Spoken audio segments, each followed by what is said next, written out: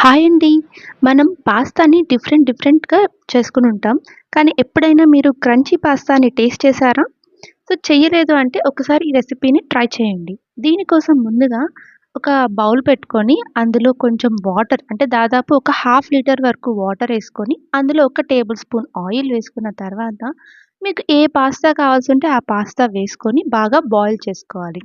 ఇప్పుడు బాయిల్ చేసుకున్న దాన్ని స్ట్రెయిన్ చేసి ఒక బౌల్‌లో వేసుకున్న తర్వాత అందులో రుచికి సరిపడా ఉప్పు, పావు టీ స్పూన్ పసుపు, రుచికి సరిపడా కారం, ఒక టేబుల్ స్పూన్ అల్లం వెల్లుల్లి పేస్ట్, ఒక పావు teaspoon garam masala, 3 table స్పూన్ల బియ్యపిండి, 3 టేబుల్ స్పూన్ల శనగపిండి వేసుకొని అన్నీ కలిసేలాగా ఒకసారి మిక్స్ చేసుకోవాలి.